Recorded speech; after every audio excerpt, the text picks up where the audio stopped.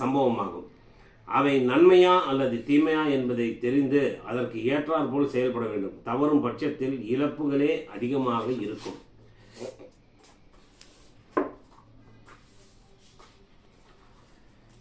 ALP ஜோதிட முறைப்படி ஒருவருக்கு சனி திசை நடக்கும் பட்சத்தில் கோச்சாரத்தில் அன்றைய அட்சய ராசி செல்லும் ராசியை கணக்கில் கொண்டு அஷ்டம சனி, ஏழரை சனி, அர்த்தாஷ்டம சனி இவற்றில் எது நடைபெறுகிறது என்பதை ஆய்வு செய்வோமே தவிர மற்ற திசை நடப்பவர்களுக்கு அதை பெரிதாக பார்க்க வேண்டியதில்லை. சனி பகவான் நீதி தேவதை. அவரை வணங்கி நாம் துயில் எழும் பொழுது நம்மை அறியாமலேயே நம் கர்மா நேர்மையை கடைபிடிக்க துவங்கும். முடிந்தவரை பாவகாரியங்கள் தவிர்க்கப்படும். குலதெய்வ அனுகிரகம் பாவிக்கும் போன்ற நிகழ்வுகளை அந்த சனி பகவானை அனுதினம் அன்புடன் நேசிப்பவர்களுக்கு அவர் வாரி வழங்குவார். என்னாலும் என் சனி பகவானை நான் மறவேன், எனையாலும் என் சனி பகவானை நான் தொழுவேன். உண்ணும் உணவு